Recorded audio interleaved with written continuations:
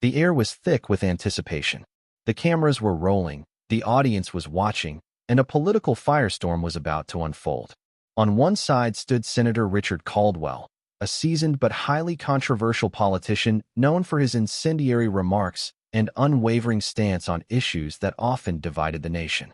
On the other side, Marcus Hale, a rising black leader, a man who had built his reputation on advocating for justice, equality, and truth. The tension had been brewing for weeks, but no one could have predicted how this moment would unfold. It all began with a speech given by Senator Caldwell at a conservative rally, where he launched into an attack filled with veiled racism, claiming that leaders like Marcus were out of touch with real American values, and that their activism was nothing more than performative victimhood. The crowd cheered wildly, emboldened by Caldwell's words. News outlets picked up the story, and within hours, the clip was circulating across social media. Marcus Hale was no stranger to controversy. As a former civil rights attorney turned activist and politician, he had dedicated his career to fighting systemic injustices and pushing for policies that would uplift marginalized communities. He had been on the receiving end of political attacks before, but something about Caldwell's comments struck a deeper chord. It wasn't just the words, it was the dismissive way they were delivered, the implication that black leaders like Marcus didn't belong at the table, that their voices were illegitimate. The backlash was immediate. While Caldwell's supporters defended him, insisting that he was merely telling it like it is, others condemned the speech as a blatant attempt to undermine the credibility of black leadership. Political commentators debated the remarks on primetime television, and hashtags like #WeStandWithMarcus and #CaldwellRacist began trending on social media. Marcus, however, remained silent for now. The stakes are higher than ever. This wasn't just about a war of words between two political figures. It was about something much deeper. It was about the ongoing struggle for representation, the fight against dog whistle politics, and the reality that black leaders in America often had to work twice as hard to be taken seriously. It was about a history of systemic barriers, of voices that had been silenced, of movements that had been crushed before they could reach their full potential. And that was why Marcus knew that his response couldn't be rushed. He needed to say something that wouldn't just clap back at Caldwell, but something that would change the narrative entirely. The public was waiting. His allies were waiting. Even his opponents were waiting. Would he respond with anger? Would he take the high road? Or would he deliver something so unexpected that it would leave the entire country speechless? Who is Marcus Hale?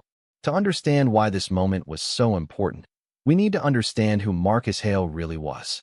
Born and raised in the heart of Atlanta, Georgia, Marcus grew up in a household that valued education, resilience, and activism. His mother was a schoolteacher, and his father had been a community organizer who had marched alongside civil rights leaders in the 1960s. Their home was filled with books, stories of struggle, and an unwavering belief that change was possible. From an early age, Marcus understood the power of words. He watched his father organize protests, speak at rallies, and negotiate with city officials for better housing and education policies. But he also saw the consequences of challenging the system. He remembered the threats his family received. He remembered the way his father's name was dragged through the mud in local newspapers when he spoke out against police brutality. That fire never left him. Marcus went on to attend Howard University, where he studied law with a focus on civil rights. He was relentless in his pursuit of justice, working on high-profile cases that exposed corruption and racial bias in the legal system. Eventually, his influence grew beyond the courtroom, and he transitioned into politics, becoming a leading voice in the movement for equity and justice. But with influence came enemies, and Richard Caldwell was one of the loudest among them. The man behind the controversy, Richard Caldwell. Senator Richard Caldwell was a career politician who had built his reputation on appealing to the old guard of American conservatism. He prided himself on being unapologetically blunt, a man who spoke what was on his mind, no matter how controversial. He had spent years opposing policies aimed at racial and social equity, dismissing them as liberal propaganda. His supporters loved him for it. They saw him as a defender of traditional values, someone who wasn't afraid to challenge political correctness. But to his critics, he was nothing more than a racist in a suit, using coded language to undermine progress and maintain the status quo. When Caldwell took the stage at that fateful rally, he saw an opportunity. He didn't just attack Marcus Hale. He attacked everything Marcus stood for.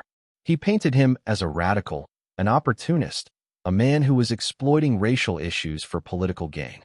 And while his supporters ate it up, others saw it for what it really was, an attempt to discredit and delegitimize Black leadership. The moment was bigger than just these two men. It was about power, history, and the ongoing battle for racial justice in America. The silence before the storm. In the days following Caldwell's remarks, Marcus remained uncharacteristically quiet. He didn't fire back on social media. He didn't release an immediate statement. He didn't rush to any interviews. This wasn't hesitation. It was strategy. Behind the scenes, Marcus was preparing something that would not just refute Caldwell's words, but expose the deeper truth beneath them. He knew that a simple response wouldn't be enough. This had to be a moment that would be remembered for years to come. And when he finally stepped forward, the world would never forget what he had to say. The media frenzy surrounding Senator Richard Caldwell's remarks had reached a boiling point. News anchors debated the controversy on primetime television, political analysts dissected the speech line by line, and social media was ablaze with reactions. But the one thing that everyone was waiting for, the response from Marcus Hale, was still missing. The silence was deafening. Critics began speculating. Was Marcus afraid to respond? Was he planning something bigger? His supporters, on the other hand, trusted his strategic mind. They knew that when Marcus spoke, he made sure his words carried weight. But while the world waited, something far more significant was happening behind the scenes. The bigger picture, a history of discrediting Black leadership. What Caldwell had done wasn't new. It was a tactic as old as American politics itself. For decades, Black leaders who dared to challenge the system had been met with similar attempts to discredit them. From Malcolm X to Dr. Martin Luther King Jr., from Shirley Chisholm to Barack Obama, history was littered with examples of influential Black figures being dismissed, ridiculed, and painted as radicals in order to undermine their legitimacy. Caldwell's words, accusing Marcus of being out of touch with real American values and pushing performative victimhood, were just modern versions of the same old playbook. The goal was simple. 1. Make the Black leader seem unqualified or divisive. 2. Frame their advocacy as harmful or unnecessary. 3. Turn their community against them. And it worked. At least, it had worked in the past. But times were changing, and Marcus knew exactly how to turn the tables. The media divide, how different outlets reacted. The reaction to Caldwell's speech split the media landscape in half. Right-leaning networks defended Caldwell's words, framing them as harsh but truthful. Conservative pundits argued that Marcus was playing the race card, and that his silence proved he had no real response. Others claimed that Caldwell was simply expressing frustration with what they called the politics of victimhood. On the other hand, progressive outlets tore into Caldwell, calling his remarks dangerous, racist, and a blatant attempt to diminish the credibility of Black leadership. Some commentators went even further, drawing parallels between Caldwell's rhetoric and segregationist politicians of the past. Meanwhile, late-night talk shows and social media took a different approach: mockery. Memes circulated comparing Caldwell to outdated relics of history, while comedians ridiculed the absurdity of his statements. The conversation had officially exploded beyond politics. It had become a cultural moment. The pressure on Marcus to respond. With the nation watching, the pressure on Marcus was mounting. His advisors were divided. Some urged him to release an immediate statement condemning Caldwell. Others suggested taking the high road, dismissing Caldwell's words as the desperate attempts of a man clinging to outdated ideas. But Marcus had something different in mind. This wasn't just about responding to Caldwell. This was about exposing a pattern, dismantling a narrative, and reshaping the conversation entirely. So, while the world waited, Marcus did something unexpected. He started digging. Behind the scenes, Marcus Hale's investigation. While Caldwell had been in the public eye for decades, Marcus knew that every politician had skeletons in their closet, and he was determined to find them.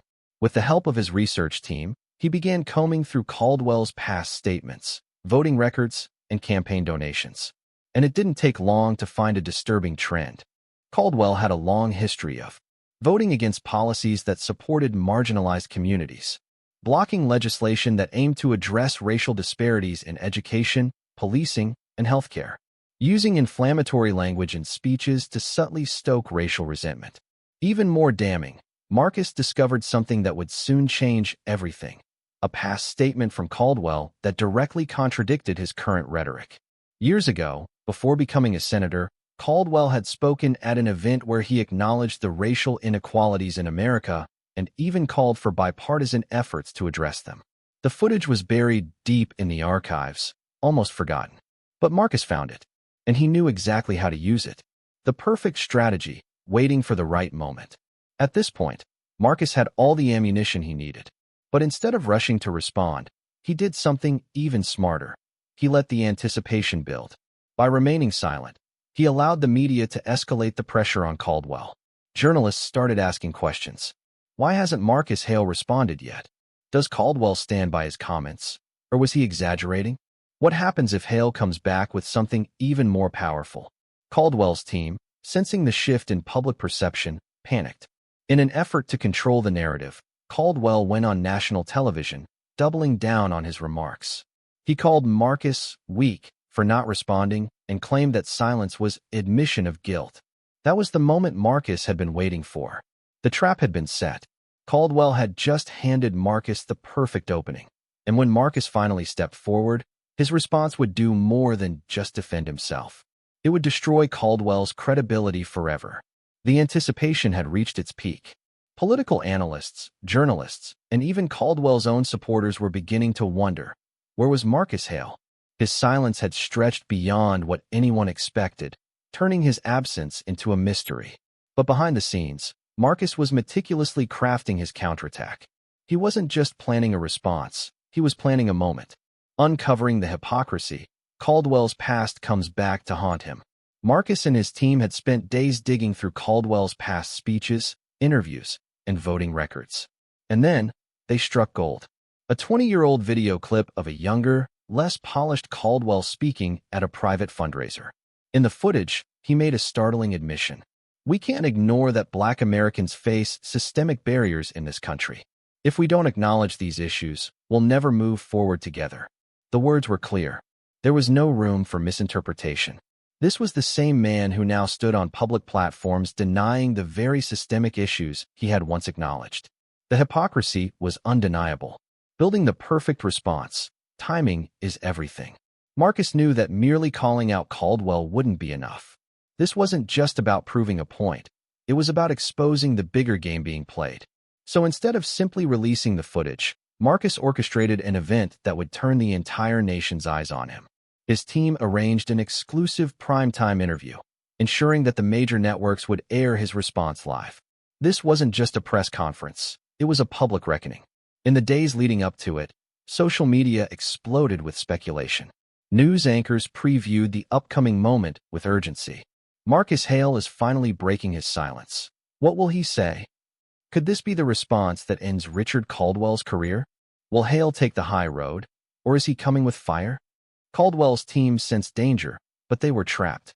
If they told their supporters to ignore Marcus's response, it would only add more curiosity. If they attacked preemptively, they might walk into a disaster. So they did what politicians do best. They waited, hoping for the best. The moment of truth, Marcus Hale's public response. The night of the broadcast, millions tuned in. The cameras zoomed in as Marcus Hale took his seat across from the veteran journalist hosting the event. Dressed in a sharp navy blue suit, he looked directly into the camera, not just at the interviewer, but at the American people themselves. And then he began. I wasn't going to respond to Richard Caldwell, not because I didn't have words, but because I knew words alone wouldn't be enough. Instead, I wanted to take a moment to remind this country of a truth that some have conveniently forgotten. He paused, letting the weight of his words settle. For years, certain politicians have built their careers by telling America that racism is over, that Black leaders like myself are playing victims, that we are the ones dividing the nation. But what happens when those same politicians, years earlier, admitted that these problems existed? That was his cue. The screen behind him lit up, playing the damning video of Caldwell's speech from 2 decades ago. The audience gasped. The news anchor, usually composed, raised his eyebrows in shock. Caldwell's own words, his own voice, were now working against him. The hypocrisy was laid bare. Turning the tables, the real issue at hand. Marcus didn't stop there. This isn't about Richard Caldwell and me, he continued. This is about a system that allows people like him to change their stance whenever it benefits them. It's about a political machine that relies on deception, on erasing history, to keep power in the hands of the few. At this moment, Marcus wasn't just speaking for himself. He was speaking for every black leader who had ever been dismissed, discredited, or labeled a troublemaker. He leaned forward, his voice steady yet unshakable. This is not the first time a black leader has been told we don't belong at the table. But I'll tell you what, we're here, and we're not going anywhere. The aftermath, Caldwell's camp in crisis. The impact was immediate and devastating. Within minutes of the interview, social media erupted. The hashtags #CaldwellExposed and #ReceiptsDon'tLie began trending worldwide. News anchors were left scrambling to respond in real time, their commentary shifting from defending Caldwell to questioning his integrity. Even some of Caldwell's own supporters began expressing unease. Some tried to dismiss the footage as old news, but the damage had been done. Caldwell's team panicked. The next morning, his office released a desperate statement. The senator's past remarks have been taken out of context. His views have evolved over time, and he remains committed to the values he has always upheld. But the problem was, his words were crystal clear. There was no ambiguity, no possible excuse. The national reaction, a turning point in the conversation. For the first time in years, Caldwell found himself on the defensive.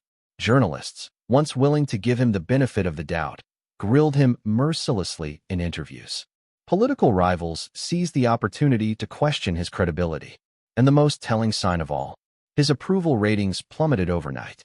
Meanwhile, Marcus Hale had solidified his place as not just a politician, but a movement leader, someone who didn't just respond to attacks, but rewrote the entire conversation.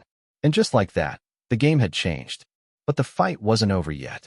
Because now, it was time to talk about the real solutions. Marcus Hale's response had shaken the political landscape. It wasn't just a rebuttal, it was a reckoning. The country had witnessed a shift in real time.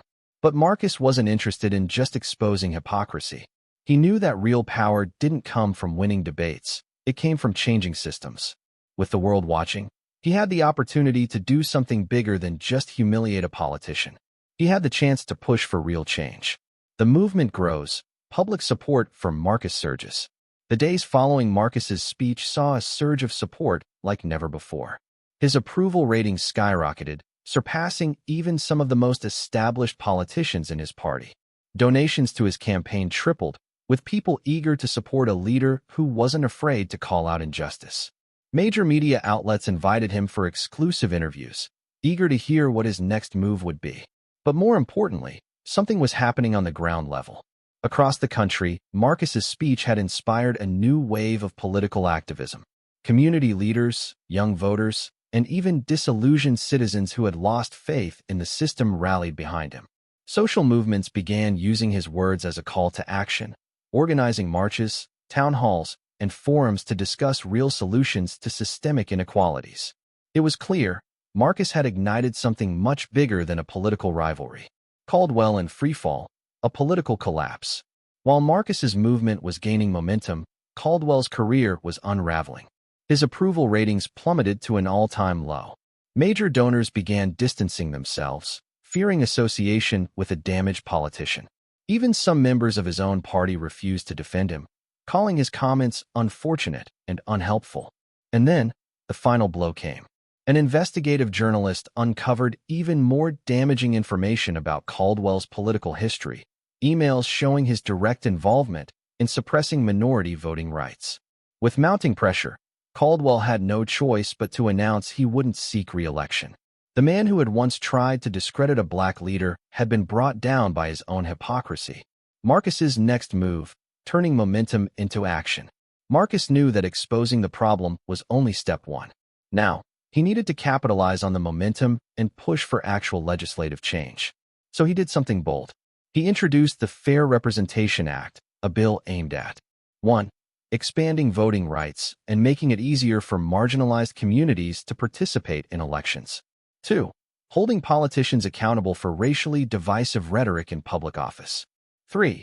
increasing government funding for education and economic opportunities in historically neglected Black communities. The bill was ambitious. Critics immediately dismissed it as too radical, saying it would never pass. But Marcus wasn't backing down. He took his campaign directly to the people. Instead of relying on Congress to push it forward, he launched a nationwide tour, visiting universities, town halls, and grassroots organizations to rally support. And the strategy worked. As pressure mounted, several politicians who had previously stayed neutral now threw their support behind the bill. Marcus wasn't just winning debates anymore. He was reshaping policies. The cultural shift, changing the narrative for future leaders. Perhaps the most significant impact of Marcus's rise wasn't just the policy changes. It was the cultural shift he had sparked. For years, Black leaders had been told to play it safe, to avoid being too outspoken, to not rock the boat. But Marcus had flipped the script. He had challenged power directly, and won. His success sent a message to future leaders. You don't have to water down your message to be heard. You don't have to shrink yourself to make others comfortable. You can fight back, and you can win. This shift in mindset was perhaps his greatest victory. It meant that the next generation of Black politicians, activists, and changemakers wouldn't have to fight the same battles Marcus had.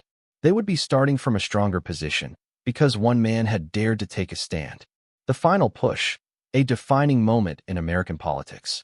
With the country watching, the Fair Representation Act was put to a vote. It was a defining moment, not just for Marcus, but for the entire movement he had helped build. As the votes were counted, the tension was unbearable. Supporters across the country held their breath. The media was glued to the results. And then, it happened. The bill passed. Not by a landslide, but by enough to make history. Marcus had done what many thought was impossible. He hadn't just defended himself, he had changed the system itself. And as he stood before a cheering crowd that night, he knew that this wasn't just a personal victory. It was a victory for every voice that had ever been silenced. A victory for every leader who had been dismissed. A victory for the future of American politics. The passing of the Fair Representation Act was more than just a legislative victory. It was a turning point in American history. For the first time in years, the country had seen real, systemic change come from a leader who refused to bow to political pressure. But what came next? Would this momentum last? Or was this just another moment in a cycle that would eventually return to the status quo? The immediate aftermath, Marcus Hale's growing influence. After the bill's passage, Marcus Hale became a political powerhouse. His approval ratings soared, and his influence stretched beyond just his supporters. He had earned the respect of even those who once doubted him. He wasn't just a politician anymore. He had become a symbol of transformation. Young Black leaders looked to him as proof that they didn't have to play by the old rules to succeed. Activists and community organizers saw him as a partner who could turn their grassroots efforts into real policy. Even his critics had to acknowledge that he had accomplished something few had ever done, forcing real accountability in a system designed to resist it. And while Richard Caldwell's career had ended in disgrace, Marcus wasn't focused on the past. He was looking toward the future. The ripple effect, a new era of political engagement. Marcus's success inspired a new wave of political engagement. For years, many Americans, especially young Black voters, had felt disillusioned with the system. They had seen leaders make promises, only to compromise when the pressure mounted. But Marcus had broken that cycle. His boldness had rewritten the rules, proving that you don't have to conform to gain power. You don't have to soften your message to be effective. Real change is possible, but only if you fight for it. This shift in perspective energized a new generation. Voter turnout surged in local and national elections. More Black candidates ran for office than ever before, many of them citing Marcus as their inspiration. Grassroots movements grew stronger, no longer feeling like they had to work outside the system to be heard. It was a cultural shift, one that extended far beyond Marcus himself. Marcus's personal reflection, the weight of leadership. Despite his success, Marcus knew that his journey was far from over. Sitting in his office late at night, he often reflected on the path that had led him here. The battles, the betrayals, the victories, all of it had shaped him. He thought back to the moment Caldwell attacked him on national television. The anger, the frustration, the temptation to lash out. But instead, he had chosen to rise above it. Not with silence, but with strategy, integrity, and truth. And in doing so, he had proven something powerful. That black leaders didn't just have to defend themselves. They could go on the offensive and reshape the system itself. But leadership came with a cost. Marcus had sacrificed time with his family, faced death threats, and endured relentless scrutiny. He had become a target for those who wanted to preserve the status quo. Was it worth it? As he looked at the thousands of messages flooding his inbox, from young activists, from struggling single mothers, from students who had found hope in his words, he knew the answer. Yes, it was worth it. The legacy, what comes next? Marcus knew that change didn't happen in a single moment. It was a constant fight. And while the Fair Representation Act was a major victory, it was only the beginning. There were still battles to be fought. Expanding economic opportunities for marginalized communities. Pushing for criminal justice reform to address the deep racial disparities in policing and sentencing. Ensuring voting rights protections remained strong, despite opposition from those who wanted to roll them back. Marcus wasn't naive. He knew the system would push back. There would be new politicians like Caldwell, new attacks, new challenges. But now, the rules had changed. The next generation of leaders had seen what was possible, and they weren't afraid anymore. A final message: hope for the future. In his final public speech before taking office for his second term, Marcus stood before a crowd of thousands. He took a deep breath, looked out at the faces, young and old, black and white, hopeful and determined, and spoke the words that would define his legacy. They told us we were imagining things. They told us the system wasn't broken. They told us we were the ones causing division, just for demanding fairness. But we didn't just prove them wrong. We proved that when we stand together, when we refuse to be silent, we win. The crowd erupted. And with that, Marcus Hale stepped off the stage, not just as a politician, but as a movement leader, a history maker, and a symbol of what was possible when truth and courage collide. The fight wasn't over, but for the first time in a long time, there was hope. And that was just the beginning.